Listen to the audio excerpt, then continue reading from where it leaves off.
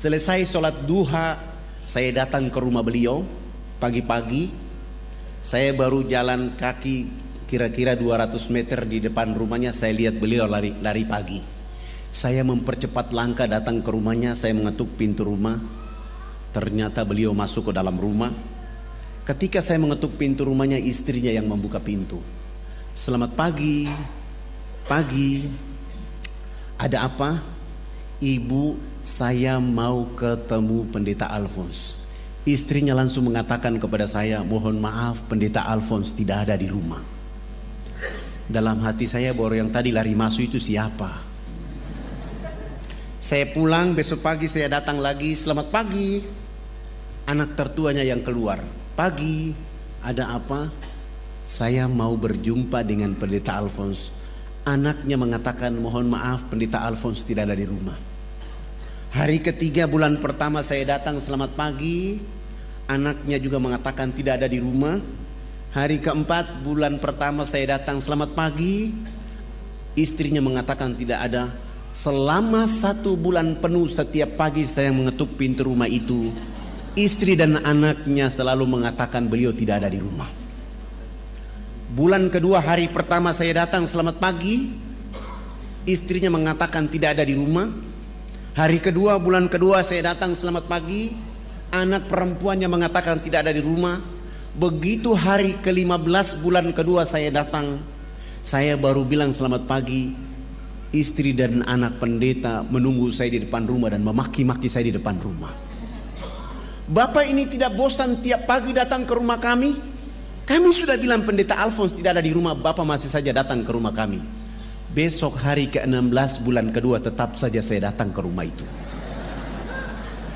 Sampai 2 bulan penuh saya tidak ketemu dengan Pendeta Alphonse, kecuali jawaban beliau tidak ada di rumah. Bulan ketiga hari pertama saya datang, istrinya mengatakan tidak ada di rumah.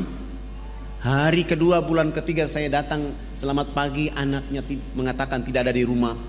Begitu hari ketiga bulan ketiga saya datang, selamat pagi, anak tertuanya langsung mengatakan, pagi Pak Fadlan, mohon maaf Bapak Pendeta tadi malam jatuh sakit sehingga kami bawa ke rumah sakit. Saya langsung memuji Allah dengan kata-kata Alhamdulillahirabbil alamin.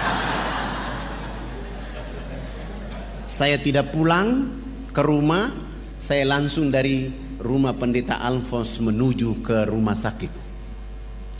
Ketika sampai ke rumah sakit, saya tidak langsung masuk ke ruangan itu, saya tanya di bagian resepsionis, kamar nomor berapa Pendeta Alphonse masuk tadi malam. Alhamdulillah nomor kamarnya 48. Saya tidak langsung masuk ke kamar itu, tetapi saya langsung keluar ke halaman rumah sakit. Saya beli parsel buah-buahan, saya bungkus rapi, dan itu menjadi strategi saya bisa bertemu dengan beliau di kamar tidur. Alhamdulillah, begitu bungkusan parsel sudah siap dan saya masuk ke kamar nomor 48, saya mengetuk pintu kamar itu. Istrinya langsung mengatakan, silakan masuk. Saya tidak langsung masuk.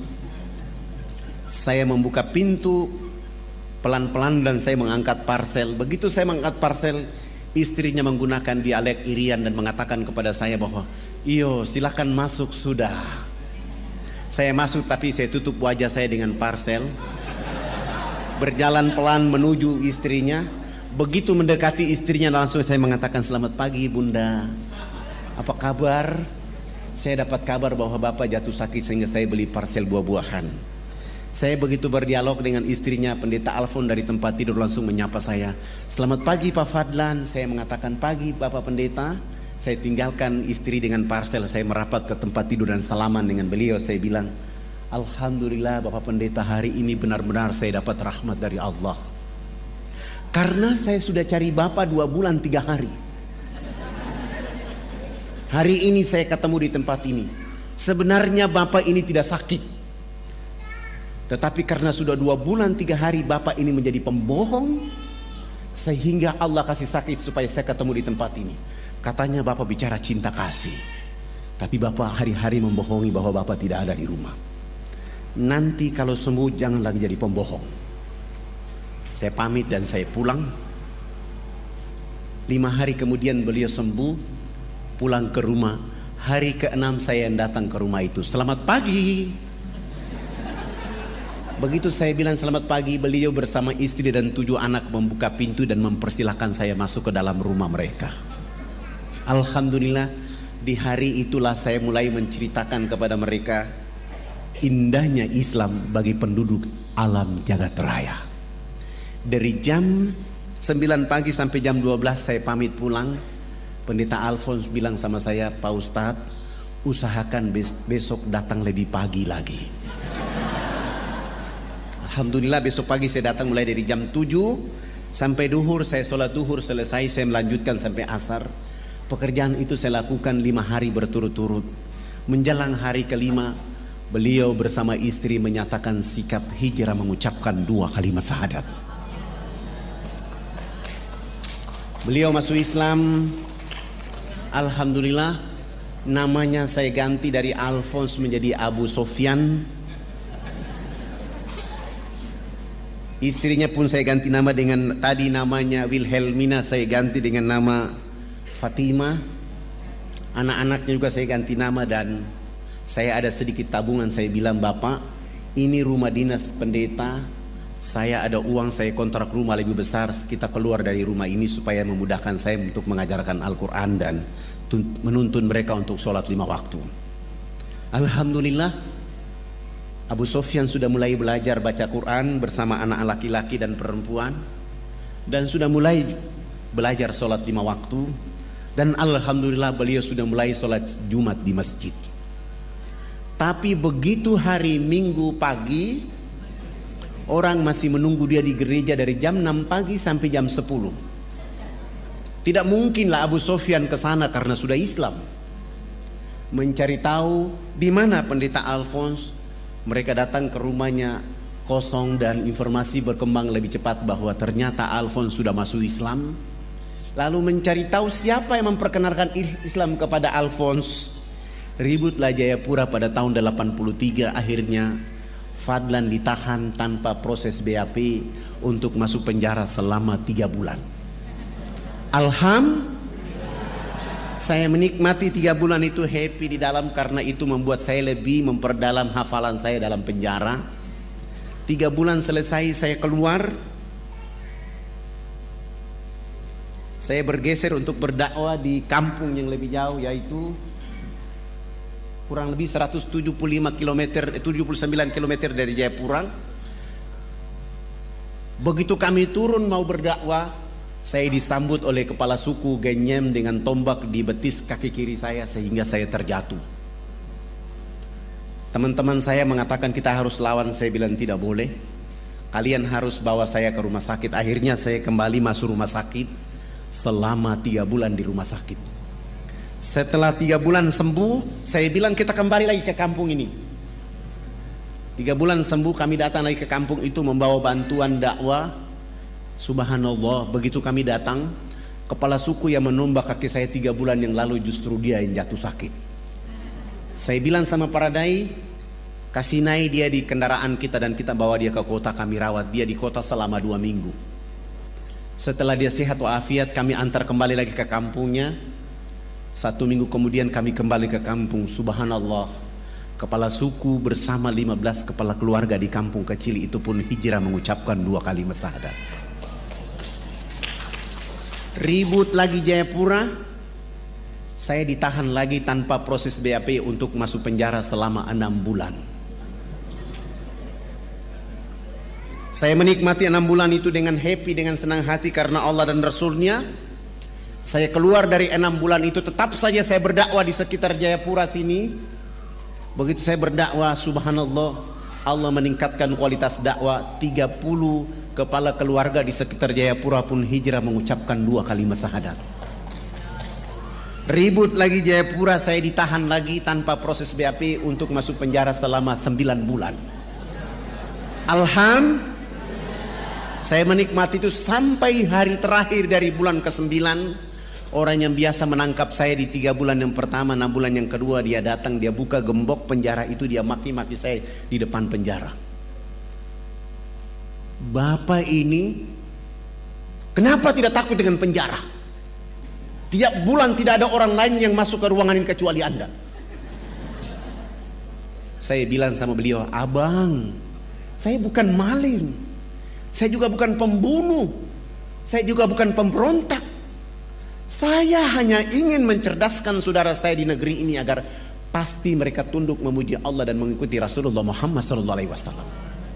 Tidak apa-apa abang menangkap saya, tidak apa-apa. Saya justru bahagia abang menangkap saya.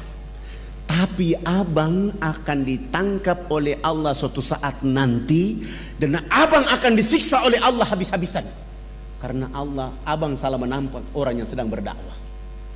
Bahasa saya ini membuat dia ketakutan dan dia bilang sama saya, jangan kau kasih takut-takut saya. Oh, ternyata dia juga ketakutan. Dia tidak bawa pulang saya ke posko dakwah saya, tapi dia bawa pulang saya ke rumah. Dia suruh 5 anak dan istrinya berkumpul di ruang tamu dan saya mendakwai mereka. Dan ini dakwah saya paling tercepat. 8 jam kemudian beliau bersama istri dan 5 anak pun hijrah mengucapkan 2 kalimat syahadat. Ketika dia masuk Islam, sudah tidak ada lagi orang yang menangkap saya. Saya mulai berpikir bahwa dakwah itu kalau dilakukan dengan sungguh-sungguh ikhlas, insya Allah hidayah akan lebih cepat daripada angin.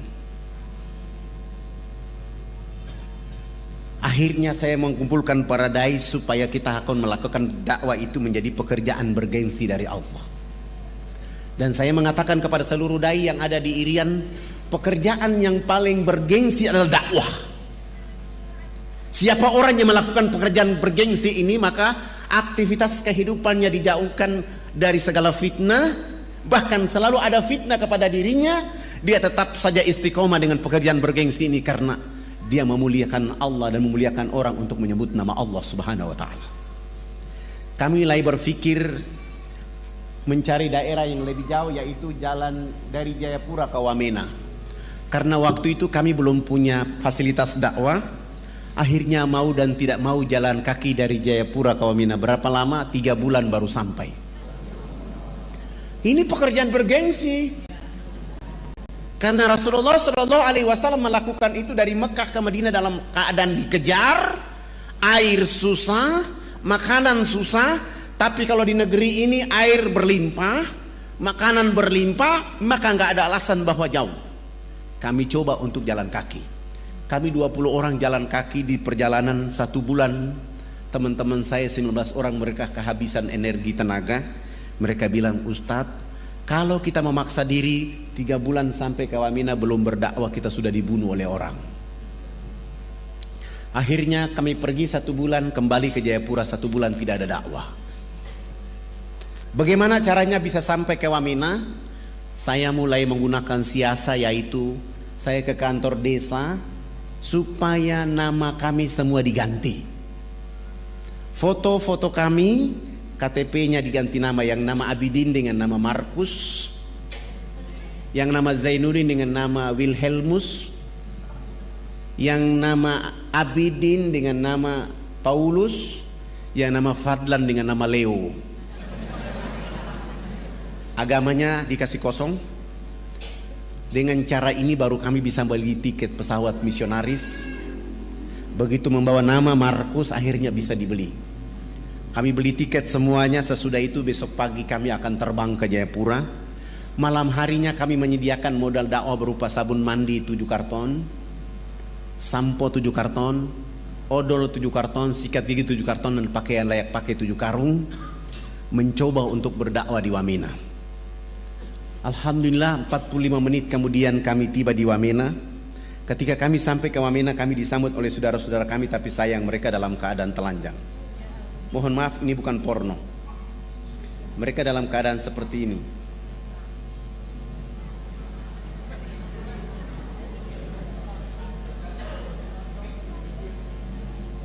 Mereka dalam keadaan seperti ini. Mereka dalam keadaan seperti ini. Mereka dalam keadaan seperti ini. Ketika melihat keadaan seperti ini, saya mulai bilang sama para dai bahwa 1 minggu pertama kita tidak boleh berdakwah, kita akan pelajari bagaimana keadaan mereka. Ternyata saudara-saudara kita di pedalaman itu tidak punya pakaian, maka mereka pakai pakaian seperti itu. Tapi gereja dan misionaris mengatakan bahwa ini adalah pakaian kebudayaan. Setelah mereka dibiarkan memakai pakaian seperti itu, saudara-saudara kita di pedalaman itu juga dilarang tidak boleh mandi menggunakan air bersih. Mereka hanya boleh mandi dengan melulurkan tubuh badannya dengan minyak lemak babi. Sudah tidak pakai baju, pakaian, badannya dilulurkan dengan lemak minyak babi, bau badan yang sangat tidak enak. Mereka berdiri dengan jarak 500 meter dari arah mata angin kita di sini yang hancur. Bau yang sangat tidak enak. Setelah dalam keadaan kondisi seperti itu, orang asing itu melalui Australia membawa minuman keras masuk melalui Port Moresby dengan pesawat kecil itu masuk ke pedalaman ini, kasih minum saudara-saudara kita di sana. Mereka minum, mereka mabok, ada yang teler dan tidur dengan babi dalam kandang. Ada ibu-ibu kita yang melahirkan di pedalaman itu seperti binatang yang beranak di bawah pohon. Begitu bayinya keluar dari rahimnya, untuk memutuskan ari-ari dengan bayi menggunakan ujung batu yang tajam. Sesudah itu ibu anak manusia itu dilarang menyusui anak kandungnya dengan air susu di sebelah kanan. Dia hanya boleh menyusui anak kandungnya dengan air susu di sebelah kiri. Air susu di sebelah kanan dipersembahkan untuk anak babi. Mohon maaf, ini juga bukan porno, ini sengaja saya tunjukkan. Babi di sebelah, anak kandungnya di sebelah kiri. Begitu kami menonton ini, melihat keadaan ini, kami 20 orang semua menangis, mencium bumi Allah dan mengatakan kepada Allah, ini sungguh kita yang paling berdosa. Kenapa? Kita sudah merdeka bertahun-tahun, masih ada warga negara kita yang dibiarkan oleh orang lain di negeri ini dalam keadaan seperti itu. Saya bilang sama teman-teman, ini tidak ada cara lain, tidak ada peraturan lain kecuali dakwah dengan Islam. Bagaimana cara berdakwah? Menurut Allah dalam surat An-Nahl ayat 125. Surat 16 ayat 125. Serulah manusia ke jalan agama Tuhanmu dengan hikmah, arif, bijaksana. Berdialog dengan mereka pun dengan arif dan bijaksana. Kepada siapa Allah beri petunjuk, kepada siapa Allah sesatkan. Saya mentadaburi ayat ini dengan menggunakan sabun mandi. Minggu kedua hari pertama, saya mulai mengajak kepala suku besarnya, kami bawa dia ke sungai. Begitu sampai ke sungai, saya bilang, Bapak ikut kami loncat masuk ke dalam sungai. Kami 20 orang ditambah kepala suku bersama-sama jebur masuk dalam sungai. Sesudah itu naik, saya bilang kepala suku berdiri di samping kanan saya. Paradai 19 orang berdiri di depan. Dan saya bilang sama kepala suku, Bapak ikut gerakan kami. Saya kasih beliau satu sabun dan saya bilang, Bapak ikut gerakan kami. Begitu kami gosok sabun di sebelah kanan, kepala suku ikut gosok sabun di sebelah kanan. Kami gosok sabun di sebelah kiri, kepala suku ikut gosok sabun di sebelah kiri. Sesudah itu saya ambil sabun dari tangan kepala suku, saya ganti dengan sampo. Rambut kami orang Irian itu kalau belum kena air dengan sampo itu rambut tenang-tenang saja. Begitu kepala suku dia siram sampo, satu botol kecil di atas rambutnya, dia keramas, rambut keribu keriting itu dia mekar kayak bunga yang berkembang. Sehingga busa sampo itu makin tinggi. Begitu makin tinggi jatuh kena hidung kepala suku. Dia mencium harum dari busa sampo itu, langsung pergi, tidak mau lagi bilas dengan air.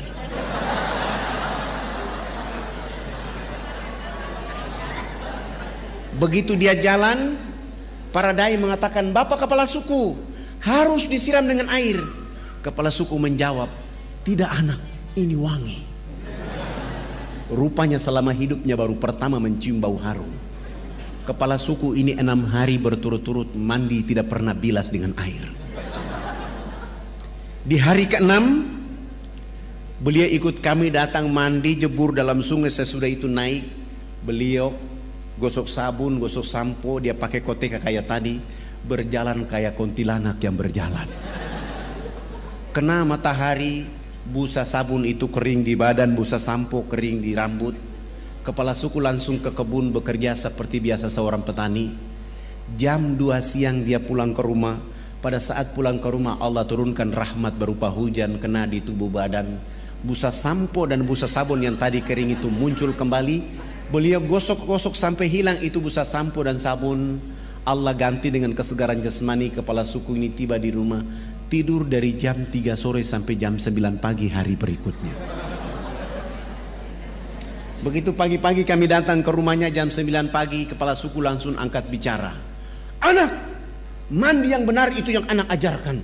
Bapak kemarin dimandikan oleh Tuhan Sang Pencipta sehingga Bapak tadi malam tidur menjadi enak. Selama ini Bapak belum pernah tidur enak seperti tadi malam. Oh, bagaimana kalau pagi ini Bapak ikut mandi? Beliau dengan senang hati ikut kami ke sungai. Hari itu baru mandi dan resmi bilas, naik tidur dari jam 9 pagi sampai jam 3 sore hari itu. Begitu dia bangun tidur, di sana ada kecerdasan, di sana ada pencerahan. Dia mulai kampanye kepada 28 titik adat beliau. Besok pagi yang berkumpul di lapangan dekat sungai itu sebanyak 3.712 orang. Laki, perempuan, tua, muda, besar, kecil untuk mengikuti materi mandi menggunakan sabun mandi yang kami bawa dari Jayapura. Begitu kami ajar dari jam 8 pagi sampai masuk waktu jam 12 siang belum tuntas karena orang saking banyak. Saya skorsing pelajaran mandi karena kami mau sholat duhur. Kami kalau di pedalaman Irian itu tidak bisa sholat di atas permukaan bumi karena babi sangat banyak. Kebetulan kami 1 minggu sudah buat panggung di tengah-tengah lapangan itu menjadi masjid dan musola kami. 3.712 orang itu saya bilang sama kepala suku, yang sudah mandi jangan pulang, yang belum mandi juga jangan pulang. Nanti kami selesai sholat duhur kami akan melanjutkan pelajaran mandi. Mereka 3.712 orang itu mereka dulu di bawah panggung dan kami 20 orang naik di atas panggung. Salah satu dai dia qomat dan saya takbir. Allahu Akbar. 19 dai ini juga takbir Allahu Akbar. Begitu kami takbir, 3.712 orang itu mereka bangkit dari tempat duduknya, mereka tawaf dengan arah berjalan, arah jarum jam, tawaf keliling panggung sholat. Apa yang mereka lakukan? Mereka berputar keliling panggung sholat dengan berlawanan arah jarum jam seakan-akan orang lagi tawaf di Ka'bah. Mereka perhatikan gerakan-gerakan sholat duhur yang kami lakukan. Begitu saya salam ke kanan, Assalamualaikum warahmatullahi, Assalamualaikum warahmatullahi. Kepala suku besar itu langsung loncat naik di atas panggung dan mengajukan beberapa pertanyaan. Anak, kenapa anak dengan teman-teman berdiri dan angkat tangan dan mulutnya bicara-bicara? Itu maksudnya apa? Saya bilang subhanallah, baru mandi cerdas begini. Bagaimana saya bisa mampu menjawab pertanyaan itu? Hampir saya tidak sanggup.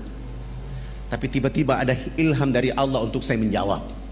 Saya bilang sama kepala suku dan masyarakat, Bapak kepala suku dan masyarakat dan mama-mama yang ada di sini, kami di atas panggung ini agama kami Islam.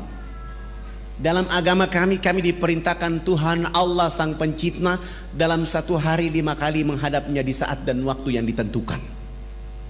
Tadi kami berdiri mengangkat tangan itu artinya kami menyerahkan sepenuhnya kehidupan, diri, jiwa raga kami kepada Tuhan Allah.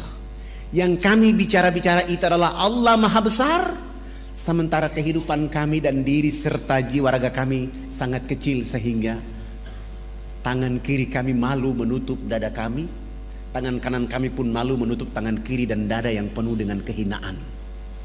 Kami menyerahkan sepenuhnya jiwa raga kami kepada Tuhan Allah.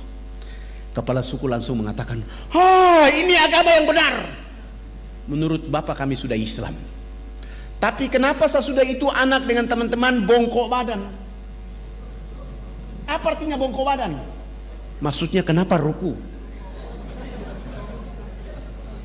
Saya menjelaskan, kami bongkok badan itu supaya kami bisa melihat di bumi itu ada batu, pasir, tanah, air, hewan, tumbuhan. Semua itu fasilitas dari Tuhan Allah kepada manusia, dipelihara, dilindungi, dinikmati oleh karena nanti untuk manusia berikutnya. Oh, ini agama yang benar. Menurut Bapak kami sudah Islam. Tapi kenapa sesudah itu anak dengan teman-teman tunduk mencium papan? Apalagi artinya tunduk mencium papan? Kenapa sujud? Saya menjelaskan, kami tunduk mencium papan itu pertanda kami menangis kepada Tuhan Allah atas kejahatan, maksiat, dosa yang kami lakukan di bumi. Kenapa kami lakukan itu Bapak Kepala Suku dan Mama-mama? Karena sebentar kami mati nanti, kulit, daging, darah, tulang akan dilebur menjadi tanah. Sebelum dilebur menjadi tanah, kami menyatukan telapak tangan, kepala, lutut dan kaki untuk menangis meminta ampun kepada Dia, Allah yang Maha Tinggi. Oh, ini agama yang benar. Menurut Bapak kami sudah Islam. Tapi kenapa sesudah itu anak dengan teman-teman lihat ke sebelah kanan mulutnya bicara-bicara, lihat ke sebelah kiri masih bicara-bicara? Saya jawab lagi, kalau tadi kami mengangkat tangan adalah menyerahkan sepenuhnya jiwa, raga dan kehidupan kami, sesudah itu kami bongkok badan untuk melihat fasilitas yang diberikan oleh Allah. Setelah itu minta ampun. Selesai minta ampun, kami lihat ke sebelah kanan. Kalau belum ada orang yang tahu mandi, tugas kami mengajarkan mereka bisa tahu mandi. Melihat ke sebelah kanan, kalau belum ada orang yang tahu berpakaian, tugas kami mencari pakaian untuk menutup badannya. Ada yang lapar, tugas kami mencari makan. Ada yang sakit, tugas kami mencari obat. Sesudah itu melihat ke sebelah kiri, kalau belum ada orang di bumi ini yang mengenal Allah dan Rasulnya, tugas kami datang memperkenalkan Allah dan Rasulnya kepada mereka. Begitu mendengar penjelasan saya, Kepala Suku Besar langsung mengatakan kepada kami 20 orang, kalau begitu kami tidak boleh duduk di atas panggung sholat itu. Kami turun duduk di bawah menemani 3.712 orang. Mereka 6 kepala suku naik di atas panggung menggantikan kami. Mereka bukan sholat tapi mereka rapat adat membahas kehadiran kami di sana. Rapat adat 1,5 jam kemudian Kepala Suku Besar menyampaikan pengumuman kepada 3.712 orang di lapangan itu. Wah, wah, wah, wah, wah, hubulokanayak. Saya kasih contoh kepala suku, seakan-akan saya kepala suku, Bapak Ibu 3.712 orang. Karena saya ini orang fak-fak, saya tidak tahu bahasa Wamena.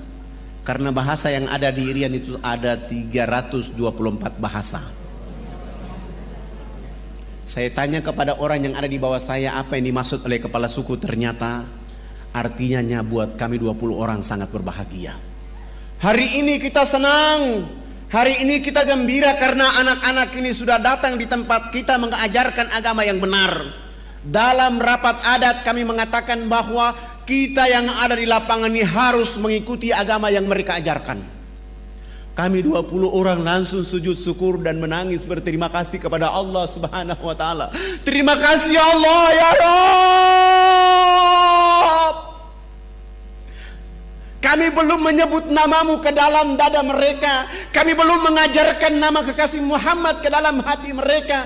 Kami hanya bawa rizkimu berupa sabun, odol, sikat gigi ya Allah ya Rabb. Lalu kami tidak sanggup berhadapan dengan 3.712 orang itu karena mereka dalam keadaan telanjang, dalam keadaan bau badan, dalam keadaan bodoh, dalam keadaan miskin, tetapi mereka mampu mengatakan kepada Allah dan Rasulnya, asyhadu an la ilaha illallah wa asyhadu anna Muhammad Rasulullah. Ya Allah, mereka dalam keadaan miskin, telanjang, bodoh di bumimu. Dakwamu tiba di tengah-tengah kehidupan mereka. Mereka menyebut namamu. Pelihara dakwah ini, jaga dakwah ini, lindungi dakwah ini agar semua orang di negeri akan menyebut namamu dan nama Rasul Muhammad SAW. 3.712 orang masuk tanpa beban apapun, tanpa paksaan akad pun. Mereka dengan mudah mengucapkan nama Allah dan nama Rasulullah Muhammad SAW. Setelah mereka mengucapkan 2 kalimat syahadat, kami berusaha untuk membimbing mereka agar mereka mampu menjadi hamba-hamba Allah. Sesudah itu pekerjaan berikut yang kami lakukan adalah berusaha untuk mengganti nama-nama mereka. Yang nama Abraham kami ganti dengan nama Ibrahim. Yang nama Yohanes kami ganti dengan nama Zainuddin. Yang nama Wilhelmus kami ganti dengan nama Abidin. Yang nama Paulus kami ganti dengan nama Abu Bakar, Hamzah. Dan itu nama-nama yang paling cocok kalau orang Irian masuk Islam. Sangat lucu kalau ada orang Irian masuk Islam, rambutnya keriting, badannya hitam kelin, dipanggil Subagio. Nggak cocok. Tapi Zainuddin, Iskandar, insya Allah. Setelah mengganti nama-nama mereka, pekerjaan berikut yang kami lakukan adalah melakukan hitanan masal mulai dari umur 7 bulan sampai umur 63 tahun. Alhamdulillah, waktu itu kami dibantu oleh ayahanda Dr. Mulia Tarmizi. Kebetulan beliau menjadi Komandan Lantamal Angkatan Laut di Jayapura. Beliau dulu bicara dakwah Islamiyah dan kami mengantar beliau ke atas menghitan saudara-saudara kita di sana. Alhamdulillah. Sesudah itu beliau menulis surat supaya saya membawa surat itu menghadap Presiden Soeharto di Jakarta. Kami bawa kepala-kepala suku. Kepala-kepala suku ini sudah pakai celana panjang, sudah pakai kemeja, bahkan sudah pakai jas. Tetapi mereka belum bisa pakai sepatu. Karena ukuran sepatunya waktu itu nomor 47. Selama hidupnya belum pernah menggunakan alas kaki, begitu masuk Islam disuruh pakai alas kaki. Terpaksa tidak ada jenis sepatu itu dan kami menggunakan sendal jepit. Kelebihan tumit kami bawa mereka. Naik pesawat dari Wamena ke Jayapura, Jayapura langsung menuju Makassar. Dari Makassar saya bawa mereka, kepala-kepala suku melihat pembangunan di kota Makassar. Sesudah itu terbang di Jakarta. Tiba di Jakarta malam hari, kami naik mobil dijemput oleh teman-teman di Jakarta dan kami bawa ke Wisma Haji Jalan Jaksa Jakarta Pusat. Istirahat, pagi-pagi kami ke istana. Sampai ke istana, alhamdulillah Presiden Soeharto berkenan menerima kami. Beliau minta supaya pertemuannya jangan di istana tapi di rumahnya di Cendana.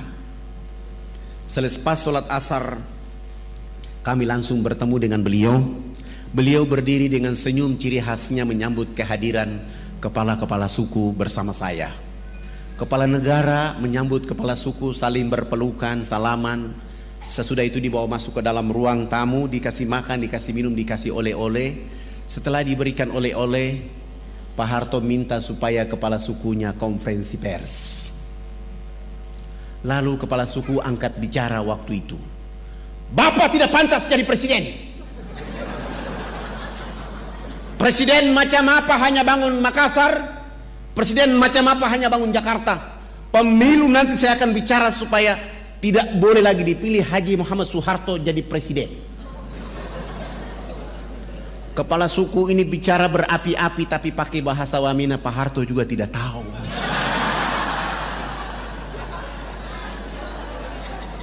Tapi karena Pak Harto memiliki positive thinking, melihat gerakan kepala suku, beliau pasti punya feeling bahwa ini terjemahannya pasti bagus. Mohon diterjemahkan. Saya tidak menerjemahkan bahasa itu, tapi saya mentadaburi makna di balik permintaan bahasa itu. Wartawan TVRI waktu itu kasih saya dan saya menjawab bahwa Bapak Presiden yang terhormat, hari ini kepala-kepala suku sungguh bahagia bisa bertemu dengan Bapak Presiden. Dan kepala suku tadi mengatakan bahwa Haji Muhammad Soeharto layak jadi Bapak Pembangunan Nasional. Dengan cara itu Pak Harto langsung menelpon Menteri Agama, kepala-kepala suku yang tadi datang itu diberangkatkan haji pada tahun itu juga. Dengan cara tadabur bahasa itu beliau menelpon Menteri Sosial, kami dibantu 417 unit rumah layak huni. Beliau juga menyumbang 1000 karung pakaian serba baru. Beliau juga menyumbang 600 karton sampo, 600 karton sabun, 600 karton odol sikat gigi.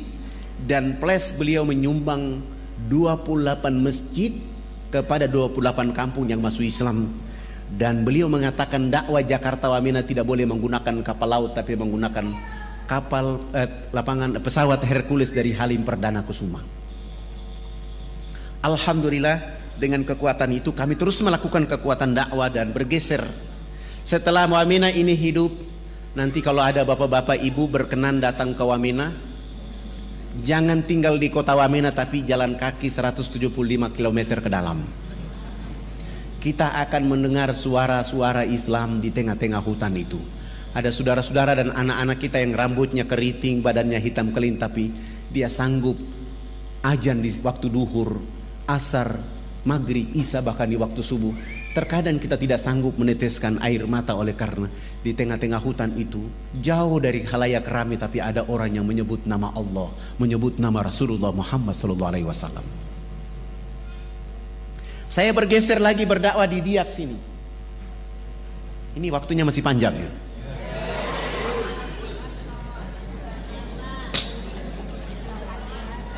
Ketika saya berdakwah di Biak, saya sudah berdakwah selama 5 hari. Pendeta Alexander melihat saya dan mengetahui saya ada di Biak, dan beliau datang mengusir saya dari Biak. Beliau bertemu dengan saya dan beliau mengatakan, Pak Fadlan, tidak boleh Anda bicara Islam di negeri ini. Saya bilang sama beliau, abang, saya orang ustadz orang Irian, abang pendeta orang Irian. Saya boleh bicara Islam di sini karena agama pertama ada di Irian adalah agama Islam. Agama Kristen baru masuk ke Irian pada tanggal 5 Februari 1855. Sementara Islam 17 Juli 1214 Masehi. Dan agama Islam masuk ke Irian itu tidak, agama Kristen masuk ke Irian bukan masuk dengan sendirinya. Orang Islam yang membawa agama Kristen masuk ke Irian. Sultan Tidore yang membawa agama Kristen masuk ke Irian. Maka saya berhak bicara agama Islam di sini. Beliau mengatakan tidak boleh Anda bicara Islam di sini. Kalau Anda bicara Islam di sini, saya dengan masyarakat Kristen akan mengancam kalian. Saya bilang, Pak Pendeta, alasan apa saya tidak boleh bicara agama Kristen di Irian, agama Islam di Irian? Beliau mengatakan kepada saya bahwa, Pak Fadlan, Anda tidak boleh bicara agama Islam di Irian karena Irian sudah dibeli oleh Yesus Kristus. Oh, Pak Pendeta, kalau Irian sudah dibeli oleh Yesus Kristus, mana kwitansi dari Yesus?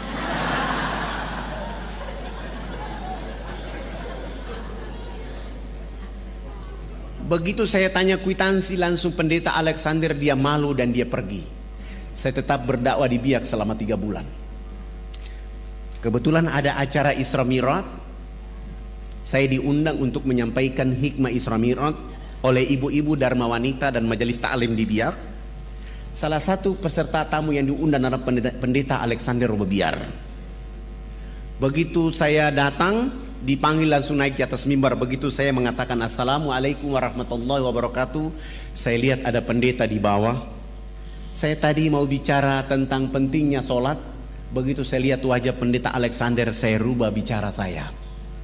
Saya bilang begini, tidak ada agama di muka bumi ini yang diberi peluang dan kesempatan oleh Allah kecuali agama Islam. Begitu berartinya peluang dan kesempatan. Allah menghibur kekasihnya Rasulullah Muhammad SAW untuk melakukan perjalanan silaturahmi antar bumi, Mekah, Palestina. Perjalanan silaturahmi ini oleh karena seluruh keturunan dari Nabi Ibrahim turunnya di Palestina. Hanya satu saja Ismail yang turun di Mekah. Maka perjalanan antar bumi itu silaturahmi. Kenapa silaturahmi ini memperkuat Rasulullah? Oleh karena dia dalam keadaan sedih. Dan dalam perjalanan silaturahmi itu ada 2 wajah utama yang ditampilkan oleh Allah, Masjidil Haram, Masjidil Aqsa. Setelah itu naik ke Sidratul Muntaha untuk menerima oleh-oleh yang namanya peluang dan kesempatan. Salat 5 waktu. Siapa orang yang tidak sholat duhur 1 kali saja, 1 waktu saja dia tidak sholat 5 waktu, telah kehilangan peluang dan kesempatan dari Allah Subhanahu wa ta'ala. Rumah boleh hangus, terbakar, harta boleh dicuri, tetapi kalau sholat 5 waktu 1 waktu saja dia tinggalkan, dia telah kehilangan segala-galanya dari Allah Subhanahu wa ta'ala. Dan itu hanya didapatkan dalam agama Islam. Agama lain tidak ada itu. Agama lain selalu mengatakan tugas Tuhan itu menciptakan dunia dan isinya. Sesudah itu Tuhan istirahat di surga. Urusan dunia Tuhan tidak boleh ikut campur.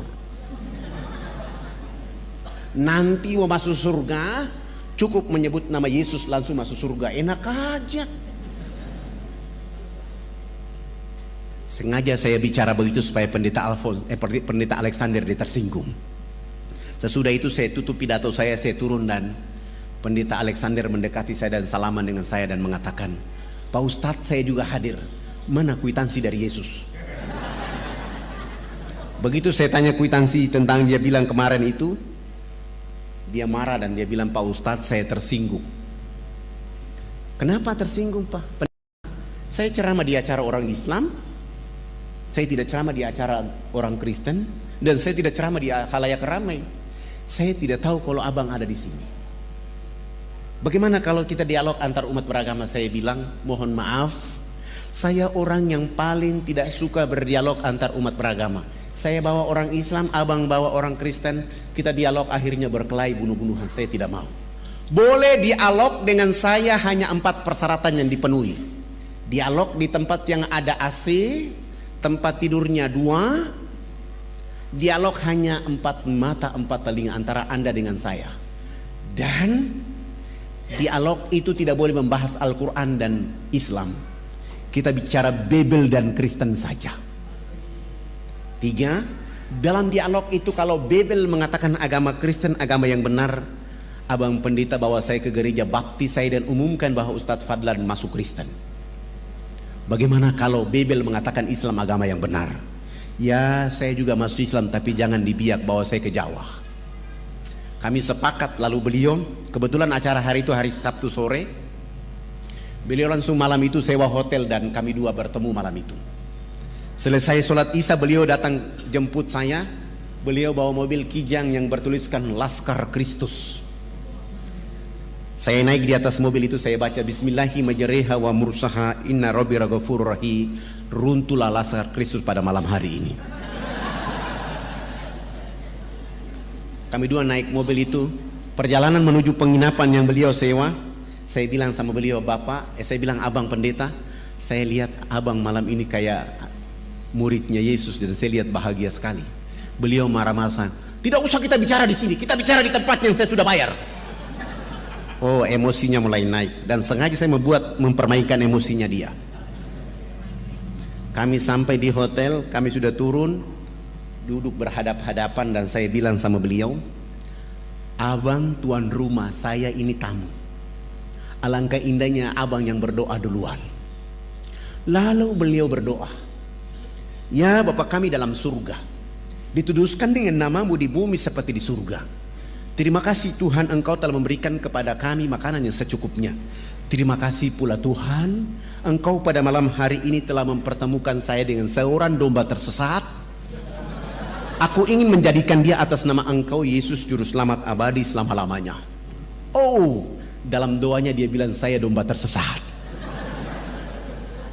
Saya tidak baca doa, saya baca doa ilmu rukyat, saya rukyat dia malam itu. Al-Ikhlas, Al-Falaq, An-Nas, ayat Al-Fatihah, ayat kursi, Al-Baqarah ayat 1 sampai dengan 5 dilanjutkan ayat kursi.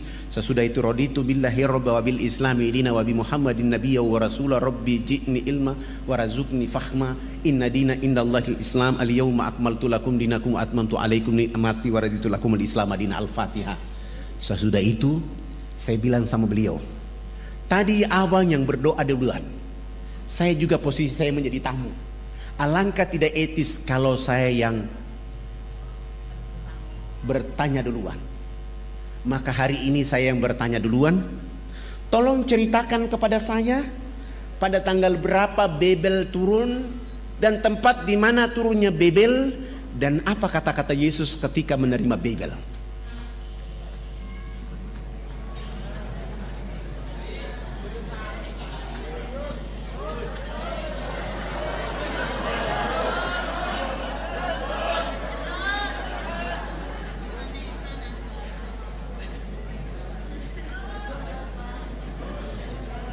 Iya, masih ada berapa menit?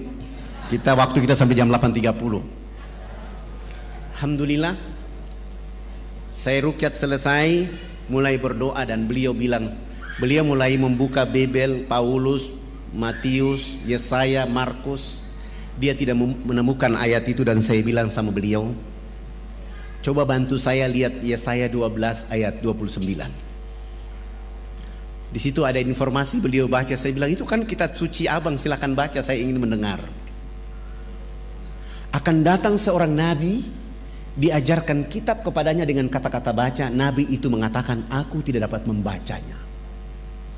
Ayat ini sekarang tinggal nomor ayat, isi ayat tidak ada. Cetakan terakhir saya periksa tidak ada isi ayatnya. Supaya abang lebih kuat, tolong lihat Matius 7 ayat 21-23. Yesus akan mengusir orang-orang yang menyebutnya Tuhan. Terbitan baru merubah. Yesus menolak disebut guru yang baik. Begitu beliau baca, saya bilang sama beliau, bagaimana? Beliau bilang sama saya, Pak Ustadz, ayat ini salah cetak ini. Bagaimana mungkin salah cetak? Yang mencetaknya adalah doktor. Kalau mereka salah cetak berarti Allah menutup hati mereka, menutup mata mereka. Karena Injil 62 sampai hari ini nama ini masih ada. Akhirnya kami tidur. Beliau bilang, udah Pak Ustadz, kita mengantuk dan sebaiknya kita tidur. Sudah jam 2 malam. Akhirnya kami tidur, saya masuk kamar mandi wudu. Sesudah itu saya baca doa dan tidur. Ternyata beliau belum tidur. Beliau masih menggunakan satu ilmu untuk menghantam saya, namanya hipnotis. Saya tetap memperhatikan itu dan ayat kursi tetap saja saya baca di saat saya tidur. Alhamdulillah, saya yang bangun sholat subuh, dia yang ketiduran.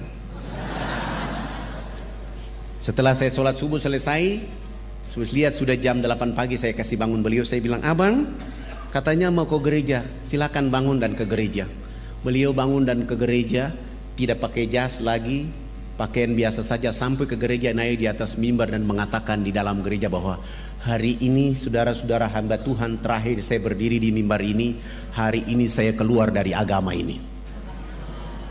Dia dikejar sampai 3 jari kaki sebelah kirinya dipotong.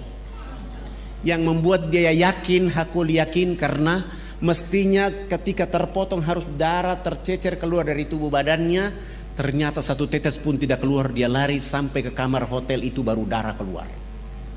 Akhirnya beliau bilang, selamatkan keluarga saya, selamatkan saya karena saya mau masuk Islam. Subhanallah. Saya telepon teman-teman dokter muslim menyelamatkan dia, dan kami lari dari Biak ke Jayapura, Jayapura terbang ke Makassar, langsung ke Jakarta, dan beliau masuk Islam di Islamic Village di Tangerang di depan ayahanda Yuna Nasution. Sesudah itu disuruh ke Mesir belajar Islam selama 6 tahun di Mesir. Kembali ke Indonesia menjemput istrinya menunaikan rukun Islam yang kelima.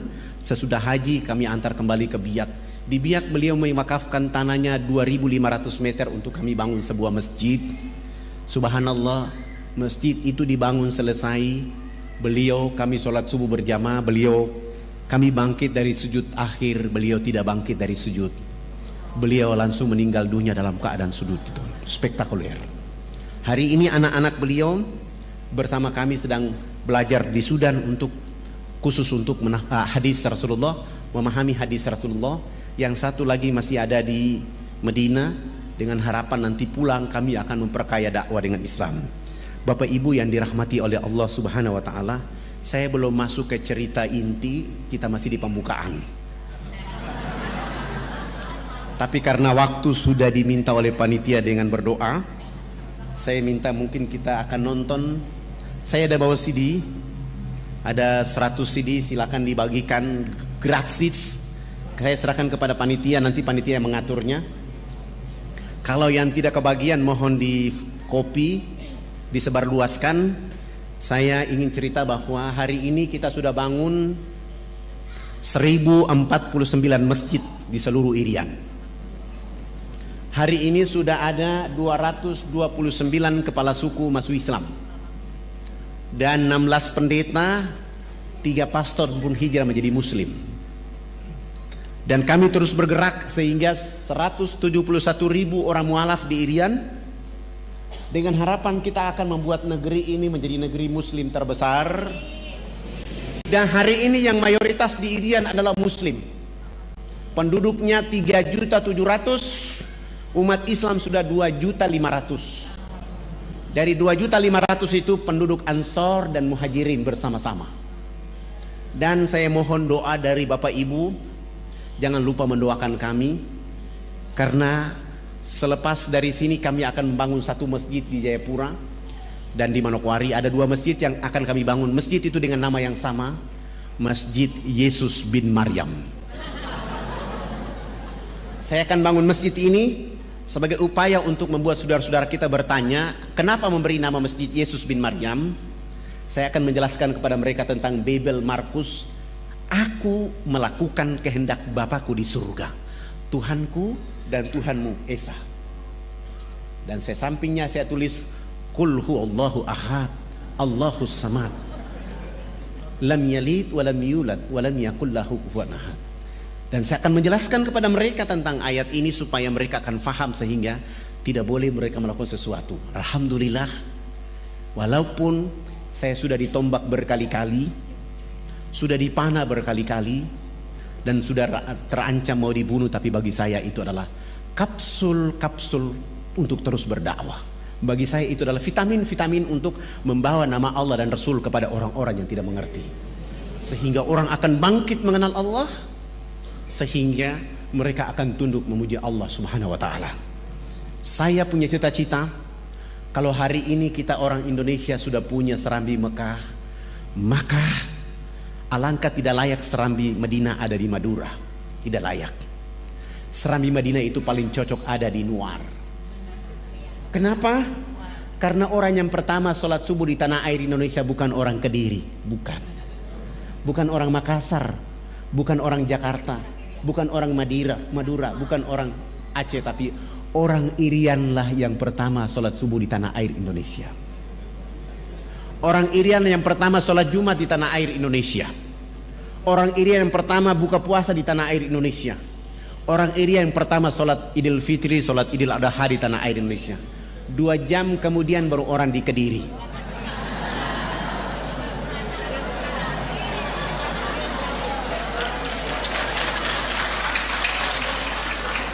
Artinya benar maksud para pejuang Republik ini. Indonesia dimulai dengan huruf alif, ditutup dengan huruf ain, iman dan ilmu.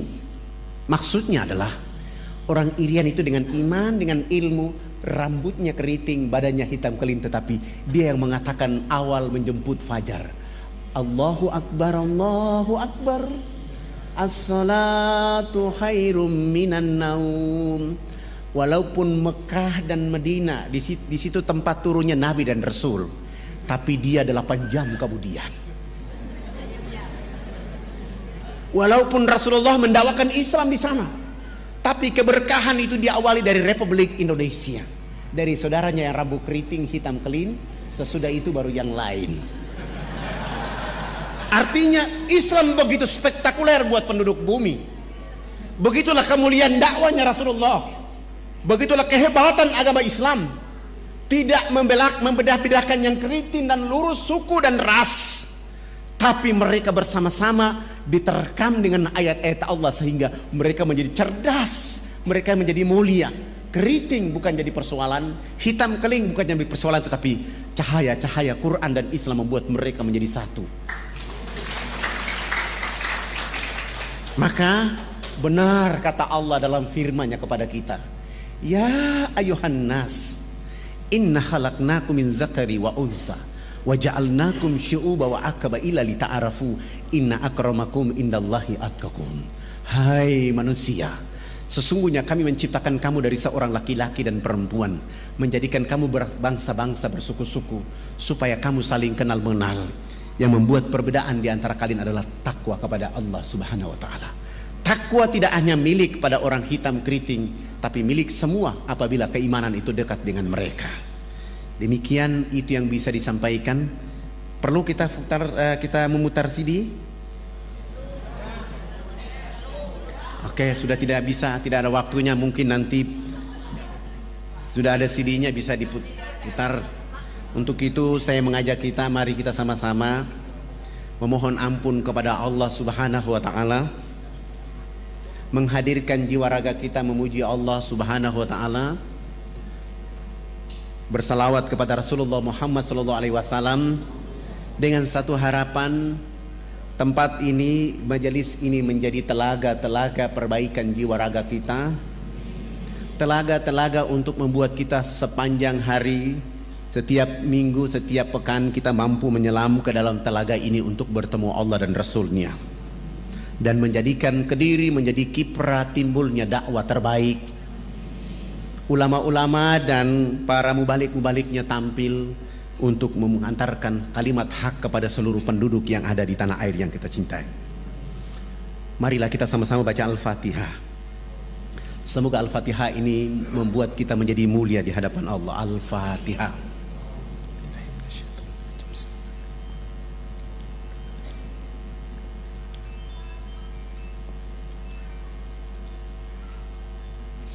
Inna Allaha wa malaikatahu yusalluna ala nabi ya ayyuhalladzina amanu sallu alaihi wa sallimu tasliman. Allahumma salli ala sayyidina Muhammadin fil awwalin wal akhirin. Allahumma salli ala sayyidina Muhammadin fin nabiyina wal mursalin. Allahumma salli ala sayyidina Muhammadin fi kulli waqti wa khin. Wa sallam radhiyallahu tabarak wa ta'ala an sadatina ashab Rasulillahi ajmain. Amin. A'udzu billahi minasyaitonir rajim. Bismillahirrahmanirrahim. Hamdan syakirin, hamdan hamidin, hamdan naimin, hamdan yuafi ni'amahu wa yukaffi majidah. Ya Rabbana lakal hamdu kama yanbaghi li jalali wajhikal karim wa azimi sultanik. Allahumma salli ala sayyidina Muhammadin wa ala alihi sayyidina Muhammad. Allahumma rabbi ghafir lana zunubana wali walidina warhamhuma kama rabbayana shighara wali jamil muslimina wal muslimat wal mu'minina wal mu'minat al ahya'i minhum wal amwat. Allahumma rabbana zalamna anfusana wa in lam taghfir lana wa tarhamna lanakunanna minal khasirin. Rabbana zalamna anfusana wa in lam taghfir lana wa tarhamna lanakunanna minal khasirin. Rabbana zalamna anfusana wa in lam taghfir lana wa tarhamna lanakunanna minal khasirin. Rabbana la tu'akhizna in nasina wa ata'na. Rabbana wa la tahmil alaina isran kama hamaltahu ala alladzina min qablina. Rabbana wa la tuhamilna ma la taqata lana bi. Wa'fu anna waghfir lana warhamna. Wa'fu anna waghfir lana warhamna. Wa'fu anna waghfir lana warhamna anta maulana fansurna 'alal qaumil kafirin. Allahumma aslih umat Sayyidina Muhammad fi Kediri. Allahumma jabur umat Sayyidina Muhammad fi Kediri. Allahumma astur umat Sayyidina Muhammad fi Kediri. Allahumma Sayyidina Muhammad fi Indonesia. Allahumma ma'afi umat Sayyidina Muhammad fi dini wad dunya wa zabil akhirah. Allahumma ansur umat Sayyidina Muhammad fi Palestina. Allahumma ansur umat Sayyidina Muhammad fi Iraq. Allahumma ansur umat Sayyidina Muhammad fi Indonesia. Allahumma ansur umat Sayyidina Muhammad fi Myanmar. Allahumma ansur umat Sayyidina Muhammad fi dini wad dunya wa zabil akhirah.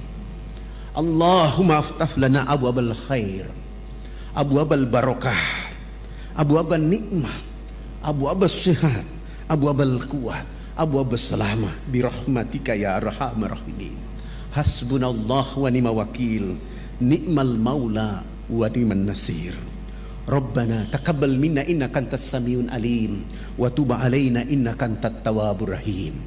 Rabbana atina fid dunya hasanah wa fil akhirati hasanah wa qina azabannar wa adkhilnal jannata mal abrar ya aziz ya ghaffar ya rabbal alamin.